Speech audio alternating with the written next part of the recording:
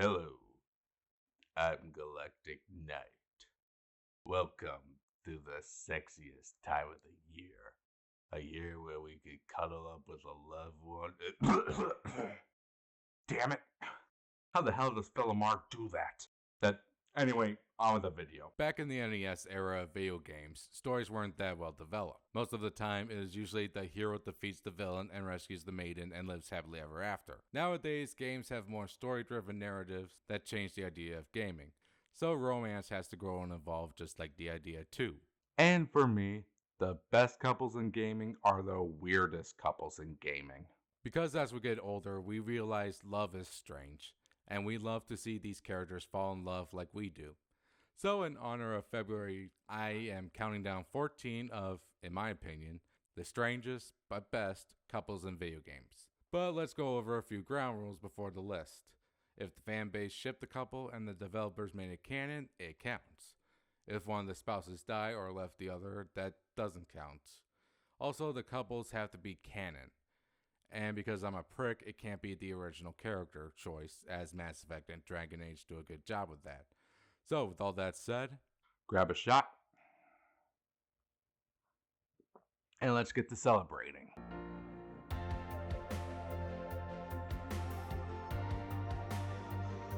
Number 14. I know I might be cheating a little bit, but I didn't say the couple had to be human. In Mass Effect 2, we are introduced to Joker and the AI Edie.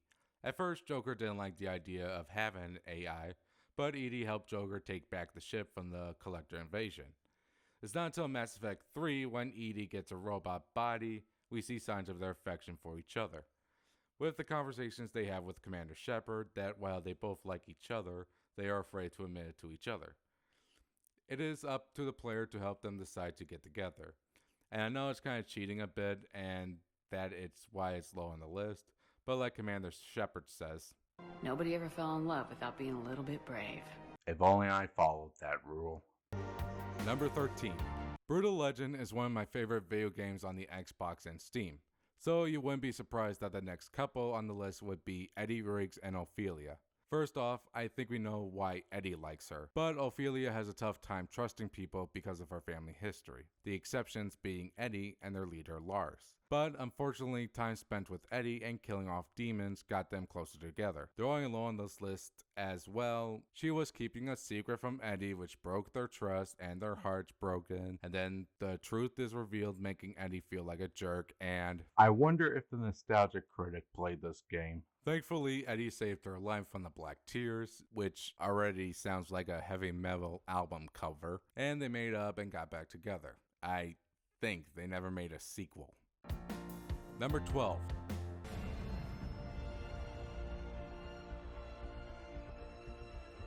Usually when people think of Assassin's Creed and romance, they immediately think of Ezio and his main conquests.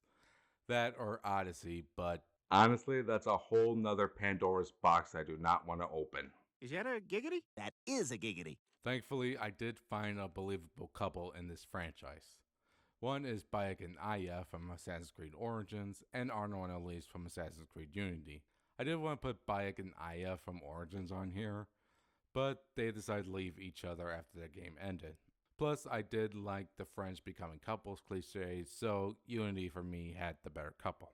In the beginning, when Arno and Elise were kids, they got along great as troublemakers. When Arno's father was killed, Elise and her father took Arno in, and the relationship grew because of it. But when Elise's father was killed, Arno was accused, and they were heartbroken as a result. Yeah, you can see why they're low on this list.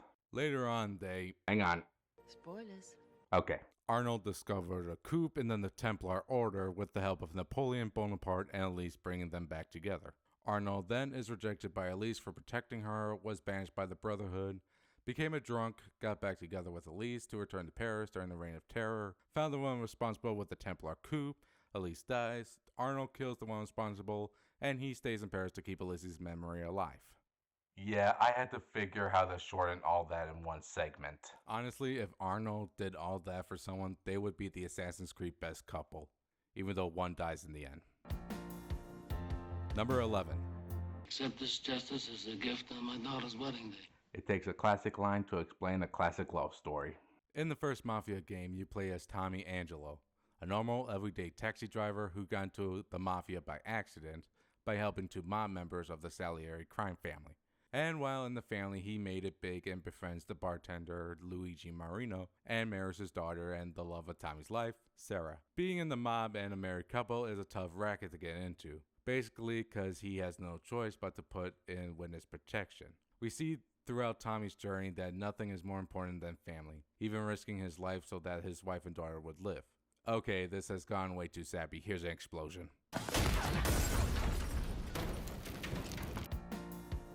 Number 10. I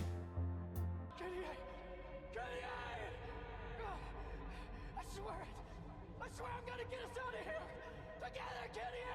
Trust me, the romance between the two is a lot better than that. Devil May Cry series isn't usually the one franchise that comes up for romance. Mostly it is Dante being a smug asshole and shooting up demons.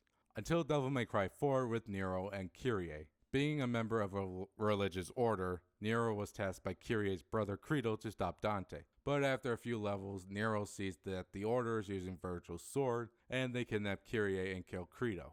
Not a good way to start this segment, but Devil May Cry had weirder outings. Honestly, falling in love in a demon cult, but if a person is willing to even kiss in a ruined facility, honestly I got no joke for this. Number 9. Cops is filmed on location with the men and women of law enforcement. Okay, remember when I said they didn't need to be human? Well, they can also be furry. Don't look at me like that. In the Sly Cooper franchise, there is the devious Sly Cooper and Inspector Carmelita Fox. Throughout the franchise, these two were at each other's throats throughout both their careers, only to temporarily team up when dealing with bigger threats, like Clockwork and saving the Cooper family legacy, while letting Sly get away with a kiss and handcuff her with her own handcuffs. Okay, I could explain that sentence a bit better. I think their relationship improved in Sly 3 when Sly pretends to have amnesia to be with Carmelita, only for his old life to get the better of him. Honestly, despite the rivalry between the two, they seem to make the relationship work. Sort of. The voice actress for Carmelita keeps getting changed each installment. Number 8. Final Fantasy has a lot of romance stories in the franchise, mostly due to the main protagonist and the Mary Sue of the group. Examples ranging from good to... Okay, cringe aside, they do make a cute couple. But I have to give this spot to Final Fantasy VI's couple, Locke and Celes.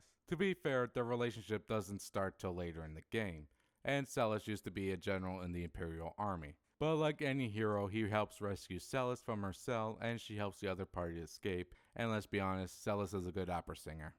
Oh, my hero, my beloved, shall we still be made to part?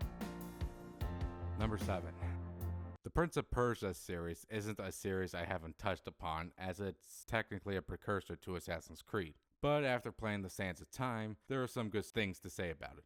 Parkour and combat is fun to play, the reverse time mechanics are fun to play around and experiment, and the story with the prince and Pharaoh are just adorable. When they first met, they had doubts about each other, which if you play the game is understandable, but they gradually fell in love over time, even telling the prince a story from her childhood. Farah then sacrifices herself to save the prince turns back time to warn Farah, and uses a time rewind to undo a bad kiss. Wait, I don't even know your name. Just call me. Sorry, you need to play the game to find out. Number 6. Before LucasArts shut down in 2013, they had a bunch of click and go adventure game titles under their belt. One of these is the Tales of Monkey Island series. With its own style of comedic writing, the company has been known for. River Tree. Why does random humor make me laugh the most? Look, a penny! Every time. The series stars the underdog pirate Guybrush Threepwood and his journeys to be a pirate captain. On his journey, he meets the love of his life, Governor Elaine Marley, And in the typical hero rescue damsel scenario, Guybrush rescues Elaine from his undead nemesis, LeChuck. In the sequels, the couple ranges from doubting whether or not their relationship is a joke, to Guybrush's engagement ring, to Elaine breaking her mind control and bringing him back to life. These two definitely showed the excitement between of marriage on the high seas. I don't understand the reference. Number 5. Okay, before you start typing in the comment section or start a flame war on who's right or who's wrong in this segment, hear me out. It's Sora and Kairi from Kingdom Hearts. Why do I even say anything on this channel? Okay, this is going to be a can of worms here. In the first Kingdom Hearts, Sora and Kairi grew up on Destiny Islands along with their other friend Riku. They decide to leave the island together and journey to other worlds together until Ansem opened the door to darkness, causing Sora to separate Kairi and Riku. While on the journey, Sora finds that Kairi is a princess of heart, so in order to save Kairi, Sora gave his heart to her, turning him into a Heartless. Then Kairi saves Sora, turning him back to normal. In the second game, when Sora was wiped from people's memory, Kairi was the one that remembers him. She was then kidnapped by Axel and Organization 13 and become a Keyblade wielder herself. Then in the third game, she was trained under Merlin to use the Keyblade to help Sora defeat Xehanort. Oh god, that was a lot. Like I said in an earlier segment, I do like the cliche where a close friend could be involved with when done correctly. Thankfully, out of all the information and more, this is one of my favorite examples. Sora and Kairi show that hearts are definitely connected. You did that on purpose. Number 4. You know, as I go through this list, I do like that these are getting more positive couple stories. Don't get me wrong, I like tragic love stories, but I also want a couple to build up and get together in the end. One example is the Uncharted series Nathan Drake and Elaine Drake. When they first met, Elaine was just doing a report on Nathan as they tried to find Sir Francis Drake's fortune. Even in the sequels, they seemed close enough to in front of Nathan's other girls. Oh, Elena Fisher, last year's model.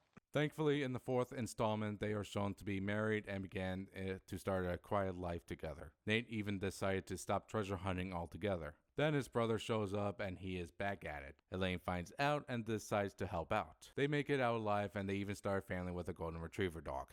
Sorry for the spoiler. But honestly, after all they've been through, I think every couple would like to relax on the couch and play Crash Bandicoot, let me tell you. Foxes can't do this. It's a bandicoot. That doesn't look anything like a bandicoot. Number 3. Okay, next couple is from...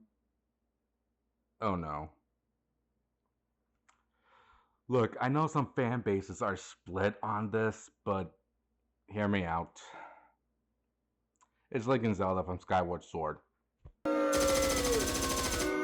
Okay, before I step on anyone's toes here, I did like Skyward Sword. I don't think it's better than other Zelda games, but it is the one that tells the story of how the franchise began. I think the timeline thing is still kind of confusing for me. After passing the exam on a celebratory fight together, Zelda is whisked away below the clouds by a dark tornado. On his journey to rescue Zelda, Link comes across Impa, who guards and guides Zelda, and the flamboyant Girahim, who uses Zelda as a sacrifice to Demise. To make a long story short, Link defeats Demise, him and Zelda return to the present, and created the Kingdom of Hyrule. The one thing I like about this relationship is that they started Link and Zelda as longtime friends turned lovers, which gives Link a better reason to try to rescue Zelda than just the typical hero saves random princess cliche. Hell, some of the games don't even make them a couple. Some don't even have Zelda in it. I also like that their journey started the confusing timeline with Legends. Or there's other Zelda game that took place before this and I barely knew about it. And to give this game some credit, it does the hero's journey well in this game. And plus they gave Link more personality than... Gee, it sure is boring around here. Number 2. You know how women want more men to listen to them and they think all men do is this when they talk? In this game, the characters can't tell what the other person says. Oh, brother, this guy stinks! Before they made the hit game Shadow of the Colossus, you know, the game that tells you to hunt giant beasts to save someone? Well, Ico made a game entirely out of just one escort mission, ironically called Ico. Okay, if I recall, Aiko is a story about a boy trying to help a girl escape from her overprotective mother and her, I guess, shadow minions? Ironically, not understanding their languages. When Aiko and Yorda first met, they were both seen as prisoners and tried to escape the tower from the queen and her shadow minions. Later, when they tried to escape, the bridge collapses, separating them. Aiko again goes back through the tower to see that the queen turned Yorda to stone, and she said that she would start anew in Yorda's body. And you thought the mother from Resident Evil 8 was bad. Thankfully, Aiko was able to rescue Yorda, and she rescued Aiko from the crumbling palace and woke up safely on a beach. Honestly, for not knowing how to communicate with each other, they do seem to put all their effort to be together in the end. Actually, is it disturbing that both these games are saying that kidnapping and poaching are a good thing? Number 1. You know, indie games have come a long way, haven't they? With hits like Undertale, Cave Story, Stardew Valley, and more, they have become a life of their own. So it's no surprise that To the Moon was a very touching story about a dying man wanting to go to the moon. Normally, Johnny had a bad relationship with his teen sweetheart, River, but the scientist tried to unblock his memories on why he wants to go to the moon. Hopefully, creating new memories, the scientist discovers Johnny took a large amount of beta blockers as a child despite not having a heart condition, causing significant memory loss. It is then revealed that Johnny and River met as children and promised to regroup to the moon, finding the motivation. It is then realized Johnny's mother was the one that gave him data blockers to make him forget that about his brother Joey that she accidentally killed. Far more disturbing than this.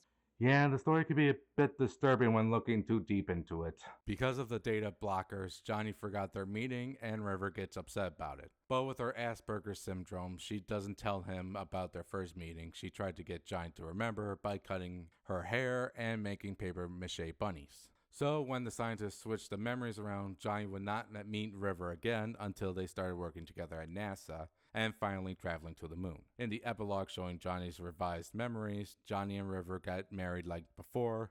They built and retired to the same house as they did in real life. The only difference now is Joey's presence in all of Johnny's major life events, and the friction between Johnny and River caused by his original memory loss is now gone. As he lay dying, he is happy he got to follow his dreams and go into the moon. But sometimes people have to decide in life what they want, live their dreams or be with the one they love. And after all that has happened throughout the game, Johnny and River got to be together happy in the end. I'm Galactic Knight, and I'm gonna do what I always do every Valentine's Day. Get drunk and play video games.